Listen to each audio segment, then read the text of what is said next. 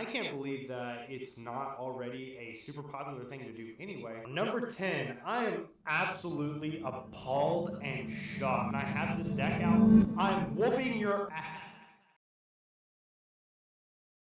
I don't know if you guys have ever felt this before, but I know I have, where I have found a commander in a bin and I'm like, where did this commander come from? This is such a strong commander that I have never seen anyone play before. Where have you been all my life? Well, today I have for you 10 incredibly powerful, underrated commanders, and for a scale, I'm going to show you what are popular commanders first. Starting off with Yuriko, the Tiger Shadow. So Yuriko has 23,252 decks and is ranked number 3 on the most popular commander list on EDH Rec. Number 2 is the Dragon with 27,551 decks, and that is a lot of decks. However, the most popular commander is actually Atraxo with 35,456 decks. So that means that commanders that are around the 5 to 10,000 range are pretty popular. 5,000 and under are not so popular, and 1,000 and under is completely unheard of. So today we're going over the commanders that I think need more love. Starting off with a commander with only 347 decks on EDH Rec,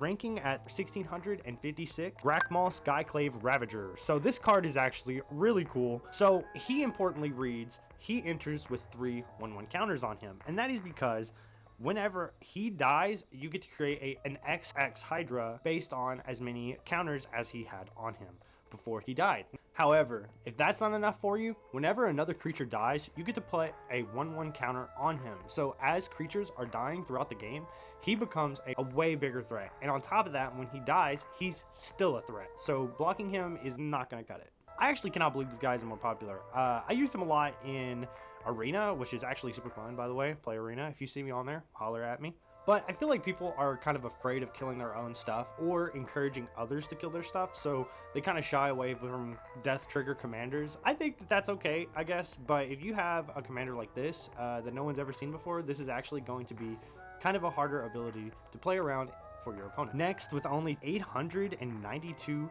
decks and ranked 1,120, Jody Moag Ancient. So Jody Moag Ancient is actually really good for punishing removal players by creating an army of creatures whenever he is cast from the command zone. So whenever someone counters him or removes him, he will punish them later on in the game by creating more creatures for you. But also, he is a land-based commander which focuses on land-based cards. So cards that are going to make lands, creatures are going to be very good in this deck, but however, creatures that are also lands are also going to be really good in this deck. So either way you go about it, as long as it's a land on top of being a creature, he is going to value from it. And the value is going to be land creatures get XX equal to his power whenever they attack. So land creatures are going to be an anthem for this guy, and I can't believe that it's not already a super popular thing to do anyway. Honestly, super good, and I cannot believe people are not building him. Now, for a little more popular deck, I have Halukronos, Reborn, and Engine of Ruin are a little more popular with 2,308 decks, ranked 611.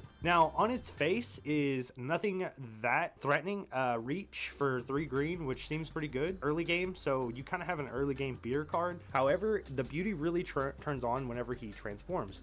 Whenever he's transformed, he actually gains lifelink on top of his reach. However, something else that is really good with him is he turns other Hydras into Wormcoil engines, which is super cool.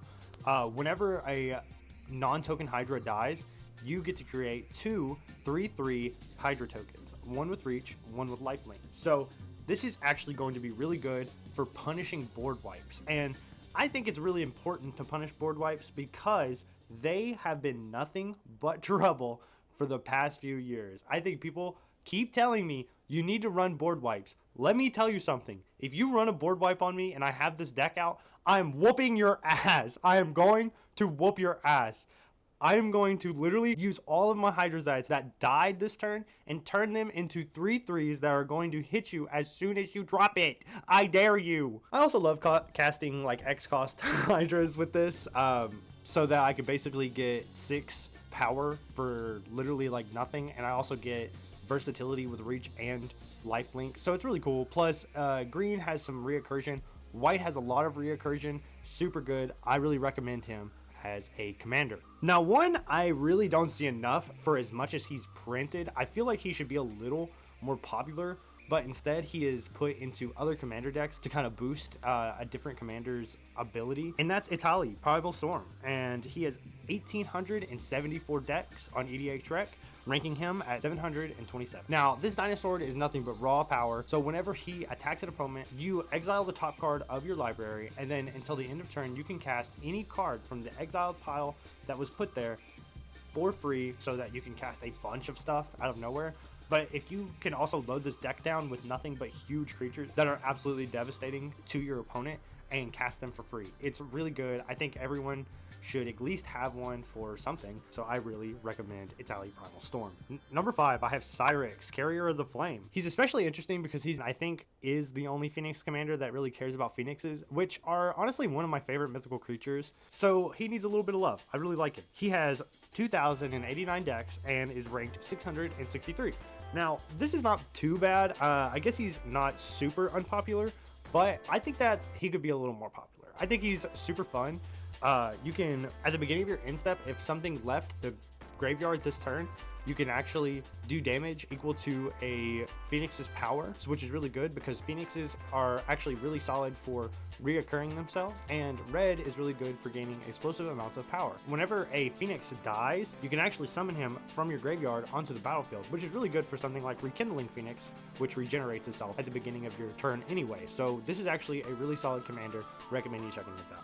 Next, I have the Great Mistake, which is actually really interesting because he actually has Vigilance and Menace, which actually makes him kind of a scary thing to constantly be attacking you, because he has 6/4. That is actually a lot of damage. And then he has Descent 8, which you could pay for a black and a blue and return him from the graveyard, but it only activates if you have 8 or more permanent cards into your graveyard, which is fine for Dimir. I think Dimir is really good about putting stuff into the graveyard and returning stuff to the battlefield.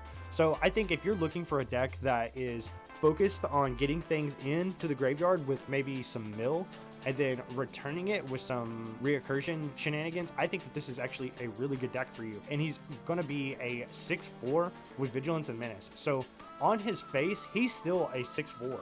I think that's pretty scary. So even if you don't use his ability, he is going to be a serious threat. Next, I have Grumgully the Generous. Now, Grumgully the Generous is a little more popular with 1,221 decks and ranked 996th. I think he's awesome. I think he's a green and red goblin, and whenever a non-human creature hits the battlefield, he gives them a +1/+1 counter. So that's really awesome. I think that's really good for +1/+1 counter strategies, but I think it's also cool. I saw somebody playing him as a Goblins commander one time, which was super odd, I think, because I've never seen him used that way until someone used him like that.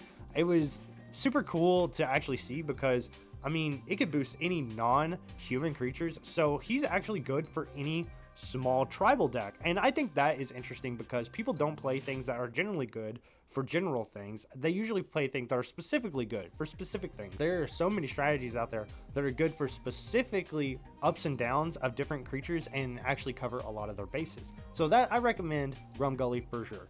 Next, I have Genostro, Voice of the Crags. Now, this is a really unpopular commander, but a very interesting one.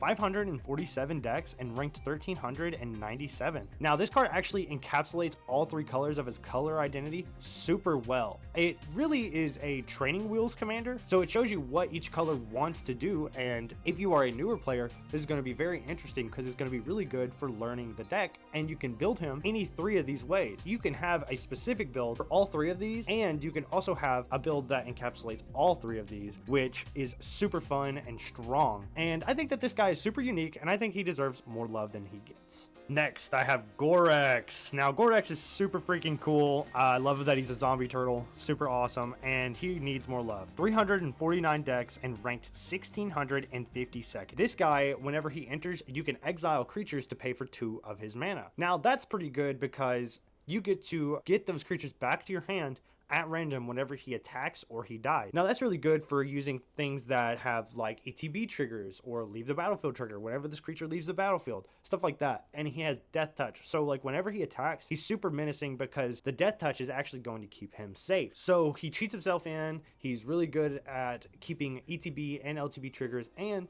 he's also a 4/4 with death touch. Super scary, super solid, and I think that it deserves more love. Very cool art as well. Now, number 10, I am absolutely appalled and shocked that this guy is not as popular as he is. Whenever I pulled him from a pack, whenever this set came out, he's a newer card, but whenever this set came out, I thought for sure people were going to catch on that this guy is actually pretty good, and that is Old Man Willow. Now, Old Man Willow has 215 decks, 216 after this video.